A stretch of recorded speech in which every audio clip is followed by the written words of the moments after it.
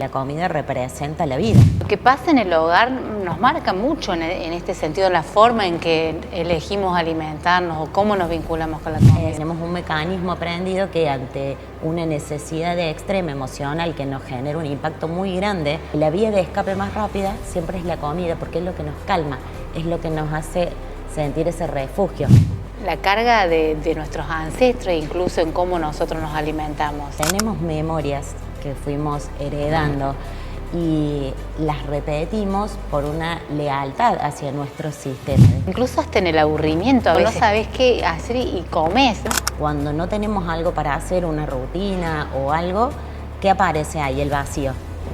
El vacío emocional. ¿Qué hay detrás de la obesidad? Es un llamado emocional muy grande.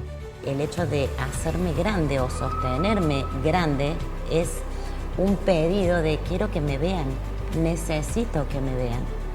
O tengo que ser fuerte para sostener algo. Muchas veces no es hambre, es sed.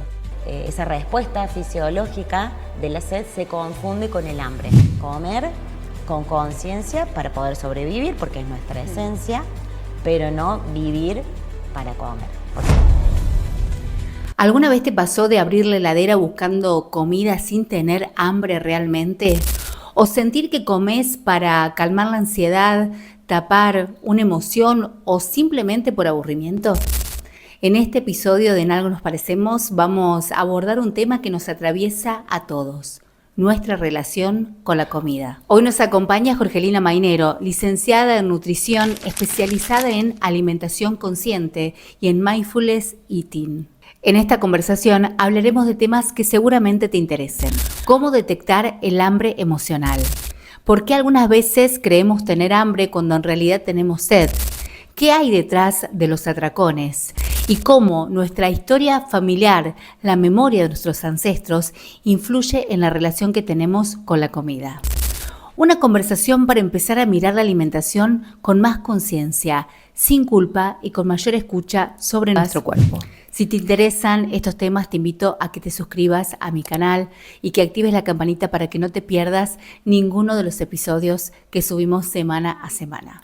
Ahora sí te invito a disfrutar de esta charla con Jorgelina, nuestra invitada. Jorgelina Mainero, ella es nutricionista. Jor, bienvenida. Gracias, Bueno, muchas gracias, Lula. Un placer para mí tenerte acá, poder compartir con vos y poder conversar un poquito en este ciclo en el que buscamos como encontrar esos puntos de conexión con los otros, aquellos incluso que nos parece que son tan distintos a nosotros, pero siempre hay ahí como algo en lo que conectamos, en lo que nos podemos ver reflejados.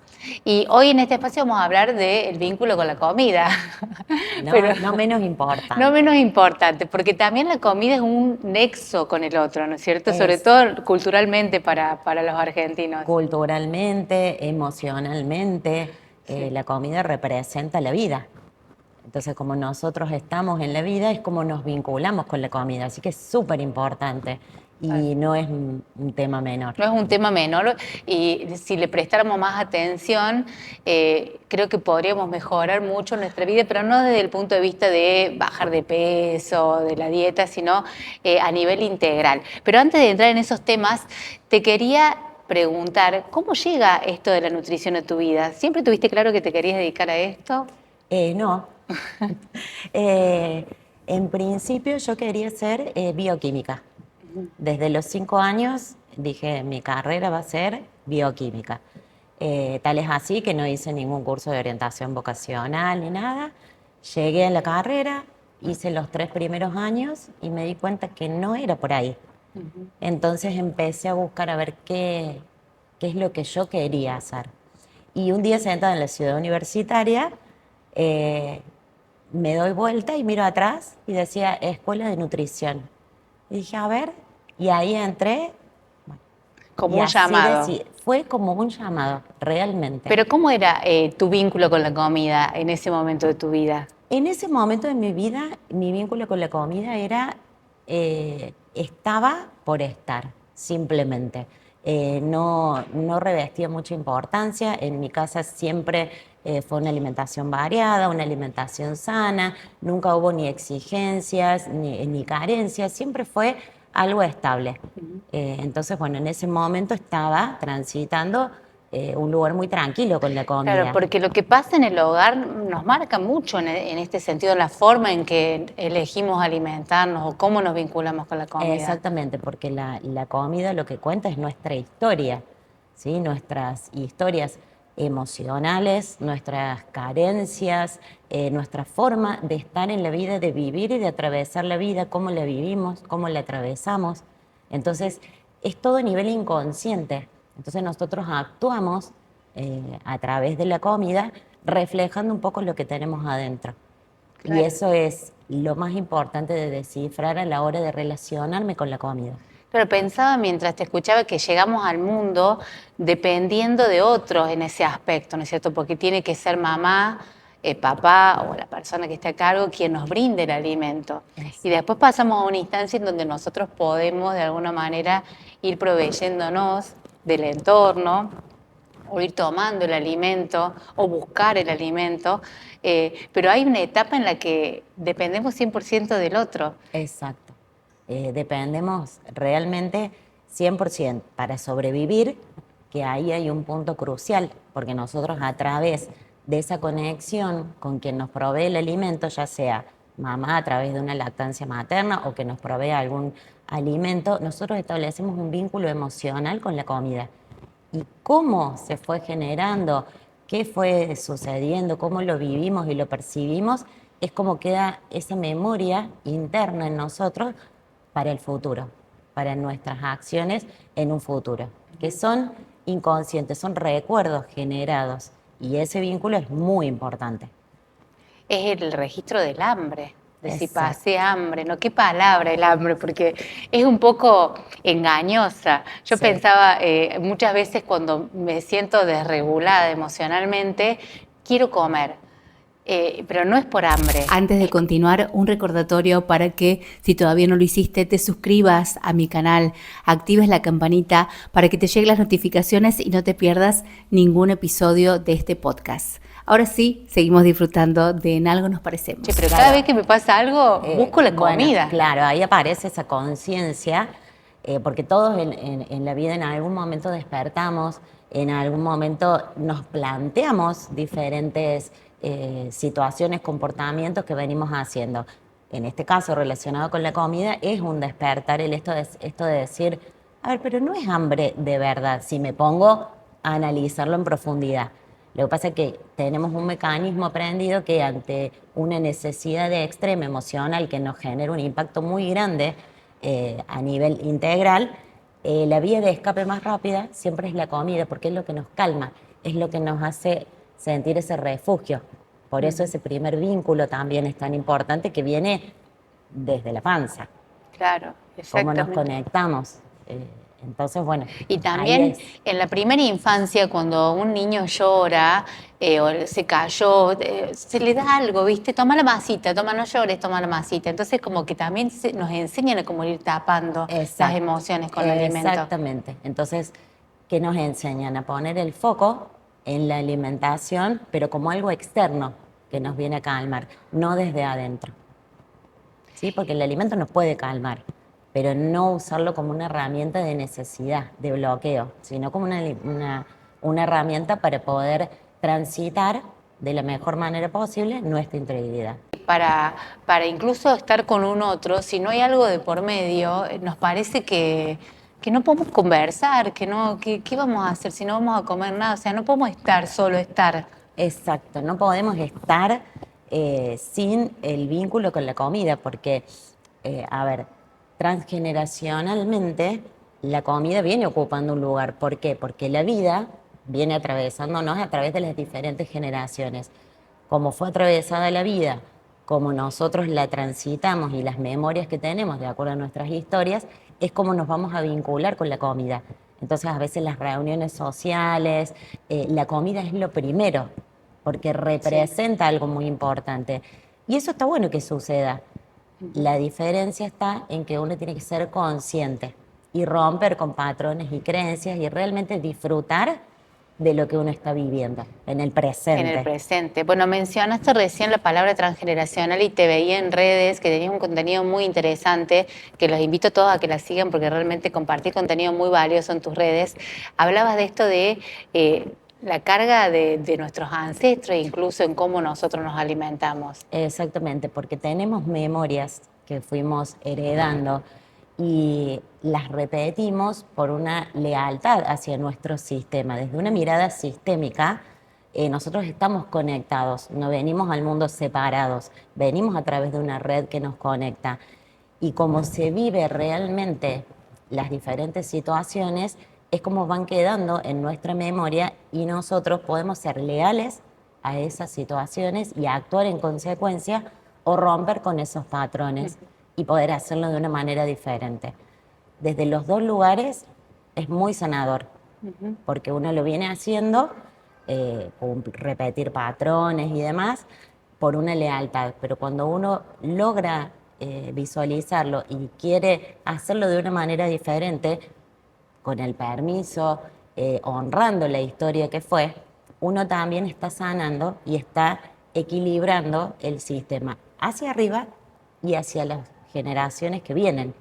Cuando alguien llega a tu consultorio, por ejemplo, con una problemática de ninguna dieta me funciona, tengo sobrepeso y soy una persona que vivo haciendo dieta y no lo resuelvo, o sea, ¿qué es lo primero que encaras? ¿Desde qué lugar encaras esas consultas? Que me imagino que tendrás diversas, pero como para poner un ejemplo. Sí, sí, sí, son consultas diversas, cada una es diferente, cada historia es diferente y cuando llegan con esta sensación de nada me funciona, ya probé todo y no sigue igual, bueno, lo primero que hacemos es como romper todo tipo de estructuras a la cual la persona viene acostumbrada.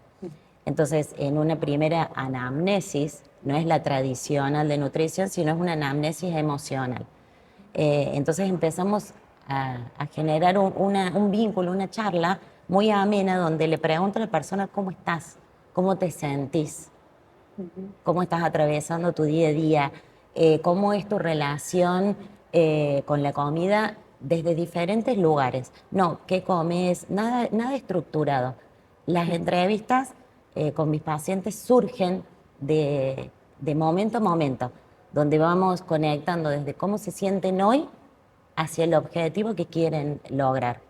Entonces muchas veces un objetivo planteado inicialmente, nada me funciona, quiero que esta vez sí algo tenga un resultado, lo vemos desde diferentes aspectos. Primero, cómo estás hoy en la vida, cómo fue tu vida, cómo fuiste transitando tu vida, cómo estás hoy, cómo te sentís.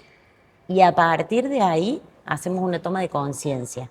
Y desde esa conciencia, donde el registro en el cuerpo es lo primero, empezamos a hacer el trabajo y este progreso, este camino transitado con conciencia. Claro, porque yo creo que más en esta época en la donde tenemos una cantidad de información disponible, más allá, por supuesto que siempre tiene que haber supervisión de un profesional, pero más o menos todos sabemos qué alimentos tenemos que consumir más o menos, en qué cantidades, si queremos tener una dieta saludable al menos, no estoy hablando de ya de bajar de peso. Pero las trabas tienen que ver con otras cosas, no con la falta de información. Exacto. Porque vos vas a la Nutri te hace el plan, te dice que tenés que Todo hacer perfecto. todo perfecto, pero después te pasó algo y no supiste cómo resolverlo y te diste un atracón, que ya después quiero que entremos en ese tema. Entonces digo, está la información disponible. El tema, la barrera va más allá de saber qué comer o qué no comer. Exactamente, siempre les digo, si queremos saber qué comer, tenemos hoy, contamos con muchísimas herramientas para saber exactamente qué necesita nuestro cuerpo, incluso hasta en detalle. Ahora, ¿qué sucede cuando yo no puedo conectar con eso que necesito? Cuando yo no puedo volcarme a tener una alimentación saludable, que es para mi bienestar, y hay algo que me frena. Entonces ahí es donde empezamos a trabajar. ¿Qué frena? ¿Qué es lo que sucede? ¿Qué está pasando que no te podés conectar? ¿Qué te está pasando en la vida? Y a través de las emociones, ahí es donde podemos empezar este desbloqueo y llevar en forma paralela una alimentación saludable para cada persona. No hay una alimentación mundial para todos. Hay parámetros, hay requerimientos, pero cada organismo sabe exactamente qué necesita. Sí, y también hay una tendencia como a demonizar algunos alimentos, ¿no? Como también a truncar momentos de disfrute que pueden existir en la vida de la persona por no, porque esto no es bueno. Que yo, a mí me pasó lo comparto acá en el marco de la entrevista con Jorge, yo tenía demonizada la papa y el día que Jorge me dijo, si a vos te gusta el puré, ¿podés comer un puré? Fue como un alivio porque Claro. era algo que a mí me encantaba, pero que trataba de no comer porque Porque engorda. está prohibido, porque hay Porque, toda una demonización, como decís sí, vos, sobre el alimento. Y acá lo que hablamos siempre, si el alimento es vida y la vida está presente y está disponible para nosotros, no hay nada que sea malo. Sí, nosotros tenemos que saber en qué momento y con qué conciencia podemos consumir esos alimentos. Nosotros estamos abiertos a consumir absolutamente todo. Ahora, la frecuencia, la cantidad y desde qué lugar yo me alimento. Si yo me alimento para saciar una necesidad afectiva, para un vínculo que no está sano, y bueno, voy a elegir alimentos que puedan saciar esa emoción, pero no van a saciar ni van a hacer un efecto en mi organismo acorde. Va a ser claro, simplemente para saciar esa emoción. Entonces, acá el punto crucial es desde qué lugar yo me alimento. claro, es ¿Desde la que necesidad o desde la realidad? claro, porque en realidad deberíamos alimentarnos para poder sobrevivir, para cuidar nuestro Para cuerpo. transitar de acuerdo a las diferentes etapas de la vida, Claro. etapas biológicas, etapas climáticas. Pero incluso hasta en el aburrimiento a veces comemos, a veces como no sabes qué hacer y comes, ¿no? Otro recurso bueno, es el mate, ¿no? Que bueno, tengo que estar todo el día tomando mate porque si no estoy tomando mate no sé qué hacer. Y yo recuerdo cuando éramos chicos, mi mamá nos retaba siempre porque abríamos la heladera. Mi mamá decía, ¿por qué abrir la heladera? No, estoy aburrido. Bueno, aparte hace otra cosa, pero no abra la heladera. Pero es como buscar ahí la solución de toda A nuestra todo. existencia. Y bueno, ahí nombraste dos cosas clave. La primera es esto de cuando estoy aburrido, tengo necesidad de comer por aburrimiento. En realidad, cuando no tenemos algo para hacer, una rutina o algo, ¿qué aparece ahí? El vacío. El vacío emocional. Entonces ahí aparecen nuestras verdaderas necesidades. Y cuando a veces no estamos preparados para enfrentar o para hacer un análisis profundo, aparece esa emoción de desesperación. Entonces, la vía de escape rápida es la comida. Es la comida, exactamente. Pero hablemos de los atracones, que tienen un significado Sí, más allá del hecho de comer, ¿no? exactamente. Un atracón es una necesidad de llenar un vacío emocional muy grande. Esa sensación de carencia, por un lado, es como todo ahora, porque después no va a haber nada. Eso tiene que ver con las hambrunas de generaciones anteriores que han pasado por la guerra y demás. Dejaron en nosotros esta memoria de como todo ahora, porque si no después no va a haber. O bien esa necesidad de estoy sola, no sé qué hacer, no tengo herramientas, entonces lo lleno con comida. Y después viene la culpa, Y que después viene la culpa. después de la culpa seguimos comiendo, ¿no? Pero está esta sensación de me defraudeo, ¿por qué? Claro, es un mecanismo aprendido, ¿no? Ante un estímulo emocional muy fuerte, reacciono de una determinada manera para sobrevivir. Mi cuerpo reacciona generando mucha adrenalina, entonces no puedo tener esos niveles tan elevados. Busco anestesiarlo con la comida. Una vez que lo anestesio, empieza el replanteamiento. ¿Por qué hice esto si no tengo hambre? ¿Por qué comí si la verdad, en realidad no tenía hambre? Y ahí viene la culpa, el planteamiento, y bueno, no podemos hacer otra cosa, entonces seguimos anestesiados hasta que un nuevo estímulo aparece. Cuando nosotros empezamos a trabajar en registrar lo que nos pasa, en desmitificar esto de es malo sentir y empezamos a animarnos a sentir, hacer registro de nuestro cuerpo, de nuestras emociones y transitarlas desde otro lugar, ya no es necesario recurrir a la comida para anestesiarnos emocionalmente. ¿Qué hay detrás de la obesidad en sí como patología? Porque también he escuchado muchas personas, me ha llamado la atención, por un lado personas que añoraban poder bajar de peso y tener un cuerpo ideal, más ajustado a los estándares, y por otro lado personas que padeciendo la obesidad tienen miedo de descender de peso, de bajar de peso, como que qué va a pasar con mi cuerpo, si me van a seguir queriendo, que a fulana bajó de peso y el esposo la dejó. Entonces empiezan a entrar en juego todas esas cosas que hacen que prefiero quedarme en este estado que no me da felicidad, que no es un estado saludable para mí, a lo otro. La obesidad como tal, más allá de un síndrome o una patología, es un llamado emocional muy grande. Es como si fuese, yo siempre lo describo así, las capas de una cebolla, ¿sí? Donde tenemos un centro y tenemos un montón de capitas que podemos ir sacando. En ese caso, el hecho de hacerme grande o sostenerme grande es un pedido de quiero que me vean, necesito que me vean. O tengo que ser fuerte para sostener algo. Entonces, si yo logro un descenso de peso y me hago más chiquito, si quiero que me vean, ¿cómo hago? O si necesito sostener algo y me hago más débil, Claro. reduciéndome, entra en juego una gran resistencia.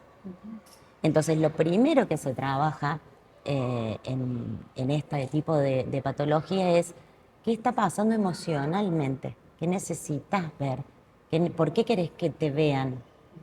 Y desde ese lugar amoroso vamos sacando las capitas de la cebolla hasta llegar a lo que realmente verdaderamente sos. Y ahí es donde el peso se ajusta a lo que la persona necesita, no algo estandarizado. Claro, sí, sí. Y además también pienso en cuando no todo el foco de la vida está puesto en la comida, que también hay cosas que cambian ahí, porque uno cuando estás pendiente, tan pendiente de qué voy a comer y me despierto pensando qué voy a comer y estoy desayunando y pienso que voy a almorzar y voy a ir a una reunión pero no voy a poder comer porque voy a estar ahí y entonces estamos todo el tiempo con eso en la cabeza. Exactamente, porque a ver, la vida nos atraviesa todo el tiempo. Y si nosotros tomamos el alimento como vida, el alimento nos va a atravesar todo el tiempo. Vuelvo a insistir en esto y que siempre, siempre es como el punto inicial, es ser consciente, registrar y saber desde qué lugar yo me paro para poder atravesar algo. Desde la alimentación y también en la vida misma, ¿no? Si yo tengo claro desde qué lugares yo estoy parada, yo puedo transitarlo de diferentes lugares y las cosas van a seguir sucediendo. La comida me va a seguir atravesando. Ahora, qué importancia o cómo me vinculo es lo que va a modificar. Y eso tiene que ver cómo nos sentimos internamente. Y para los que están siendo parte del entorno de una persona con sobrepeso, ¿qué recomendaciones vos como profesional le darías para poder acompañar correctamente? Porque a veces la misma familia o la misma pareja interfieren en el proceso de esa persona. Exactamente. Lo importante y lo primero en lo cual siempre hacemos hincapié es en la validación emocional. No invalidar a una persona emocionalmente. Estás en un proceso, estás transitando. Si de repente algo no sale como estaba establecido, no es un fracaso, no es una falla. Y sacar la mirada crítica sobre la persona. Entonces, acompañarlo validando cómo te sentís, cómo estás. Bueno, las cosas hoy no salieron como yo lo tenía pensado o como estaba establecido, pautado. Bueno, estás en proceso. Estamos para acompañarte. Es un poco validar lo que la persona siente y desde ese lugar acompañar en el proceso, no con esa mirada crítica de, bueno, estás bajo un plan determinado, tenés que bajar de peso, entonces no se come, no se habla, no se dice, no se hace. No, se transita con la persona, haciéndole saber que somos seres que vamos a estar en todas situaciones de la vida, desde una alimentación específica. Esa alimentación es en un día a día, con una rutina, en una fiesta de vacaciones, en un evento especial. Entonces yo tengo que estar segura de cómo me siento y desde qué lugar yo estoy eligiendo para poder atravesar estas situaciones sin necesidad de exponerme o de estar pendiente de lo que sucede a mi alrededor. Claro, porque a veces pienso que para la persona que inicia este proceso, termina siendo como un no querer incomodar al resto. Che, pero si yo estoy haciendo dieta, ¿y ellos por qué van a tener que dejar de comer porque yo estoy queriendo bajar de peso? Y a lo mejor desde el otro lado también, che, bueno, pero haces siempre dieta y después la abandonas. Viste, son como todos escenarios que me imagino que deben ser difícil de sobrellevar. Y eso termina en auto boicotearse, ¿no? En boicotearse, en abandonar, ¿sí? Por esto, porque lo primero que se fortalece en cualquier proceso es la persona, lo que es, lo que vale, lo que siente. Desde esa fortaleza puede enfrentar absolutamente todo, desde una mirada ajena, crítica, porque suele suceder, y eso no lo puede manejar, pero eso tampoco debe influir en el camino en el que estás transitando. Bien. Sí, por eso Ese es el eje principal. por eso es importante también como buscar ayuda profesional para tener esa contención, esa escucha, ese acompañamiento. No es fácil, no es sencillo. O sea, se pierde de vista de que la obesidad es una enfermedad. Es como que, bueno, no, porque esta persona quiere ser así, porque no Porque le se cuida, gusta. porque le gusta, ¿no es cierto? Y Porque hay no se detrás... cuida. Y hay detrás tal vez una historia como decías vos, ¿no? De tristeza, de amargura, de tener que sostener, y se hace difícil de sobrellevar. Exactamente. Bueno, mi primera experiencia y mi verdadero sentir en mi profesión fue con pacientes sometidos al tratamiento Le Cormillot, donde Sí. debían durante un año atravesar un tratamiento nutricional, psicólogo y con psiquiatras para poder llegar a la autorización de la cirugía bariátrica, que en ese momento era, bueno, eran las primeras Sí. bajo estas circunstancias. Y ahí, bueno, empecé, yo venía de consultorios clínicos, de clínica, que no me llenaban. Y cuando empecé a trabajar con ellos, empecé a descubrir esta parte emocional. ¿Sí?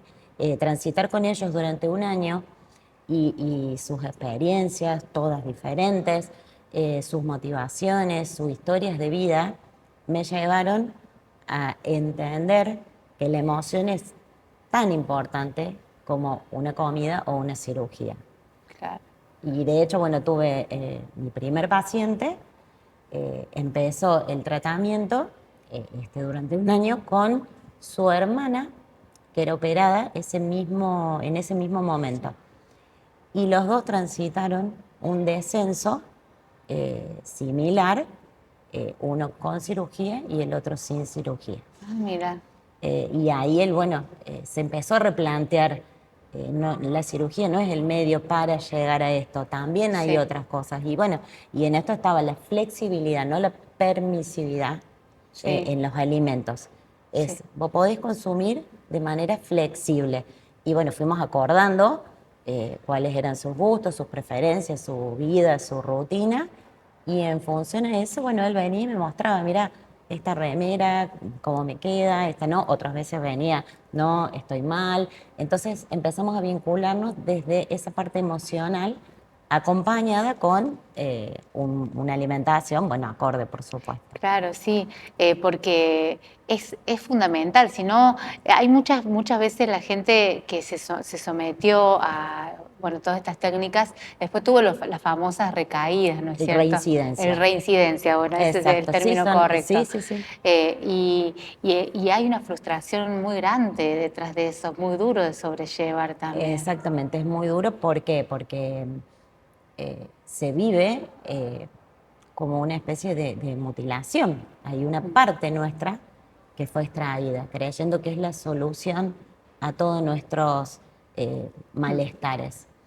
Y cuando emocionalmente se tienen que atravesar muchas vivencias, desde un cambio brusco en la imagen física que yo tengo, donde si yo era sostén y ahora involuntariamente, porque mi organismo no me lo permite, me estoy achicando, ¿qué está pasando? No puedo sostener esa ambigüedad Claro. en mi día a día, pero tampoco puedo comer para calmarlo. Entonces es una readaptación a una nueva forma de verme, de vivir y de sentir. Y caen en la realidad de lo que esa técnica implica, que en algunos casos es necesaria, en otros se utiliza muchas veces como una vía rápida de lograr algo. Entonces volvemos al punto crucial. Lo importante es fortalecerme yo para poder enfrentar y hacer cualquier técnica, cualquier progreso, cualquier proceso que a mí me sirva. Y siempre estamos como en búsqueda de la felicidad, digamos, como el bienestar, de decir, bueno, si yo logro tener ese peso ideal voy a ser feliz. ¿Y qué pasa cuando llego a ese peso ideal, pero si no trabajé todo lo emocional y no está esa felicidad que yo pensé que me esperaba acá, ¿no es cierto? Exactamente. ¿Y ahora qué? Y ahí vienen en algunos casos puede haber hasta depresión, mejor. Sí. Hay depresión, hay frustración. Son todas emociones que se presentan con una intensidad mayor, porque bueno, una vez yo tenía la expectativa o el foco puesto, antes lo tenía en la comida para calmar. Cuando por alguna técnica o lo restringí, el foco ya no podía ser la comida, entonces pasa a ser algo externo. Y cuando ya todo eso se acaba, llega un punto en el cual sí o sí uno tiene que volver a uno. Claro, Hay un punto sí. en la vida en el cual volvemos a nosotros y es ahí donde empezamos. Sí, hay que como arrancar de adentro como para poder De adentro. acomodar todo lo externo, incluso lo que nuestro propio cuerpo. Argentina es un país que tiene una mirada de la obesidad muy, muy cruel, digamos, Sí. del sobrepeso y eso, bueno, yo creo que ayuda a que uno viva todas estas situaciones de mucha frustración cuando inicia un proceso de descenso de peso. Exactamente, porque hay tantas culturas, somos un crisol de culturas que la mirada sobre la persona o sobre el cuerpo o sobre cómo nos relacionamos es muy diferente. Entonces constantemente somos como bombardeados por estas miradas y bueno, muchas veces es difícil de sobrellevar. Sí, no acompaña, por ejemplo, la ropa, a veces en cuanto se ha trabajado mucho lo que es la ley de talles también para regular eso, porque la persona que padece un sobrepeso tiene un montón de dificultades en lo diario, ¿no? Por ejemplo, si quiere ir a comprar un pantalón y de repente no encontrar el talle. Y ahí de nuevo una angustia que posiblemente se calme con comida. Con comida, sí, de manera inconsciente. Y es esto de yo no puedo ser igual al otro, o sea, yo no me puedo identificar con el otro. Entonces es aprender también a, bueno, soy diferente. Lucho porque todos podamos tener acceso a las mismas cosas, pero desde mi fortaleza. Yo Exactamente. siempre vuelvo a esa fortaleza, a ese registro interno, a esa confianza en uno mismo que se va cultivando día a día. Desde ahí tenés la armadura más grande para poder salir a batallar la vida. Pensaba en lo que hablábamos al principio de que es en casa en donde aprendemos cómo relacionarnos con la comida. Como papá y mamá, ¿qué podemos hacer o qué le podemos brindar a nuestros hijos como un mensaje saludable respecto de la comida? Porque muchas veces, siendo niños chiquitos, está ese mensaje, ¿no? Que estás gordo, vas a ser gordo como tal, no comas esto. Y todo eso va calando en ese niño. Sí. Lo primero es, bueno, tener conciencia de esto, de que si el alimento, la alimentación es vida, si todo lo que lleva la alimentación es vida, nosotros tenemos que saber que como estamos transitando la vida es como nos vamos a relacionar con el alimento. Estando nosotros parados en un lugar consciente en la vida, con sus idas y vueltas, podemos transmitirlos a nuestros hijos a través del acto de la comida que eso nos está nutriendo, no está calmando nada. Entonces podemos comer lo que se nos presente sin necesidad de anestesiar nada. Entonces, esto todo es apto para comer. Podemos comer de todo. Hay cosas que en etapas de la vida nos van a hacer mejor, nos van a ayudar a fortalecernos, a tener más energía, a sentirnos mejor, pero todo está disponible para comer. Entonces ahí le quitamos el peso a no comas esto, esto en cantidad no. Si vemos que por algún motivo nuestros hijos o quienes están formando parte de nuestro círculo está teniendo una relación diferente con la comida, ahí lo primero que tenemos que hacer es ¿qué te está pasando? ¿Cómo estás? Observar si es chiquito, qué sentís, qué reacciones tiene, pasó algo en algún ámbito con un amiguito, o simplemente él está cambiando y bueno, su manera aprendida o culturalmente o por lo que sea, él está canalizándolo a través de la comida. Entonces validar las emociones, qué te pasa, qué sentís y desde ahí tomar una acción. Consultar con un profesional en el caso de que uno no pueda tener todas las herramientas, pero siempre desde ese lugar. Y respetar el momento de la comida, ¿no? De la mesa, ¿no? Sí. Que a veces podemos estar todos juntos o a veces seremos algunos integrantes de la familia, pero el no estar con el celu, bueno, que nos cuesta. A mí a veces hasta me encuentro como respondiéndome él mientras estoy comiendo y digo, bueno, porque no es el mejor ejemplo. No, porque nos pasa por encima la rutina y sí, y es un mecanismo que tenemos automático. Hay una nueva corriente que es mindfulness y dentro de esa corriente mindful eating, donde nosotros con la atención plena podemos hacer conciencia y registro de lo que estamos comiendo. Entonces, como primeras pautas es sacar todo lo que nos pueda distraer, televisor, dispositivos y demás, y empezar a vincularnos con la comida desde el momento en el que empezamos a pensar lo que vamos a comer. Entonces, cuando nosotros empezamos a pensar qué vamos a comer, cuando lo estamos elaborando o lo vamos a comprar, porque también hay una realidad que no estamos 100% disponibles, lo ponemos en la mesa, lo observamos, lo apreciamos, ya hicimos una pausa consciente y cortamos con ese piloto automático que venimos. Esa pausa consciente nos pone en el aquí y ahora. Y a partir de ahí empezamos a hacer un trabajo de atención plena con cada bocado y cómo va ingresando a nuestro organismo y cómo vamos registrando hasta dónde podemos comer y hasta dónde no. Claro, porque a veces nos comemos el plato y ni nos dimos cuenta que nos comimos todo el plato. Exacto. No percibimos ni el sabor de eso que nos encanta. O muchas veces sucede, ¿qué comiste a mediodía? Ay, no sé, ni me acuerdo qué comí. Sí. Bueno, entonces esa falta de registro es la que después, nosotros necesitamos trabajar porque acompaña al registro interno corporal, emocional y también fisiológico.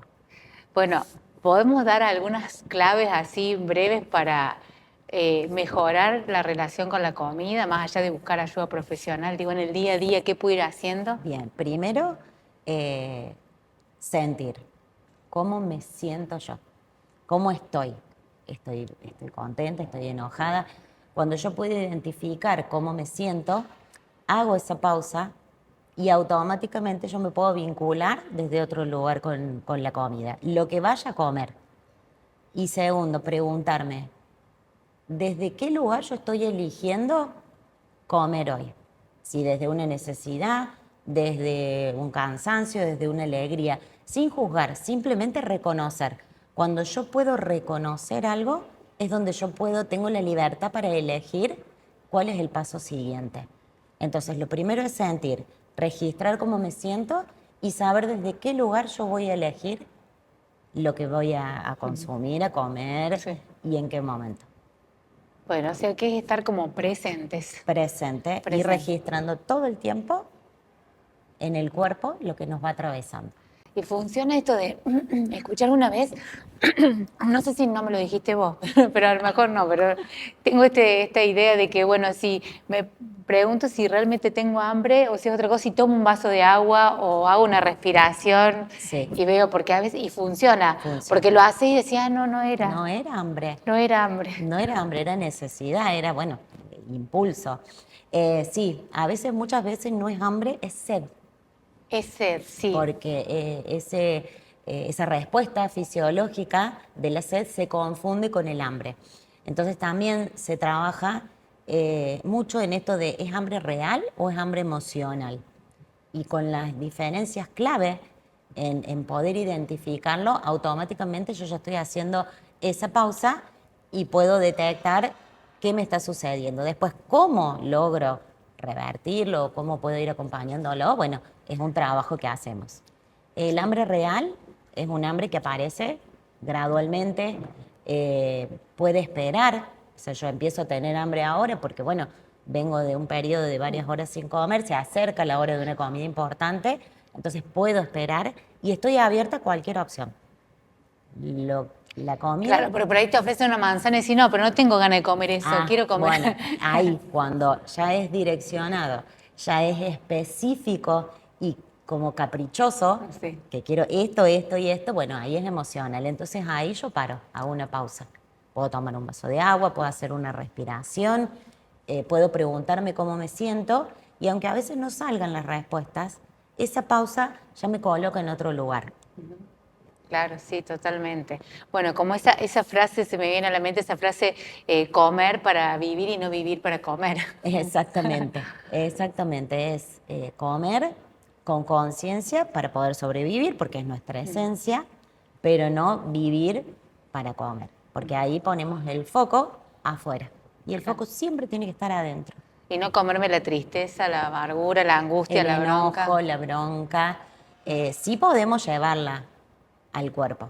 Cuando yo puedo detectar una emoción y automáticamente mi mecanismo es canalizarlo con la comida, es decir, bueno, siento enojo. Bueno, ¿a dónde siento ese enojo? Lo llevo adentro. ¿En qué parte del cuerpo siento ese enojo? En el pecho, en el estómago. Y permito que esa emoción que yo puedo definir, ingresarla, digerirla, Claro. dejar que me atraviese el tiempo que sea necesario. Si es un nudo en el estómago, va a venir con una intensidad importante al momento en el que la emoción aparece. Y mientras yo llevo la atención a través de la respiración a esa emoción, veo cómo esa intensidad va disminuyendo. Y cuando pasa, tomo una respiración profunda y ahí sigo con lo que estaba haciendo. Y sigo con mi Elijo vida. si quiero Sí. comer o Sí. no, cómo sigo mi día. Bueno, hay un montón de alternativas para vivir mejor, Sí. para sentirnos mejor, porque después la culpa nos hace entrar en un estado de mucha angustia, de castigarnos, de autocastigarnos y no nos permite disfrutar. Disfrutar. Bueno, Jorge, muchas gracias. Bueno, por... gracias a vos. Un placer, como siempre. Así que bueno, te agradezco un montón por permitirme mostrar un poquito esto que hacemos, esta mirada de la alimentación. Muchas gracias.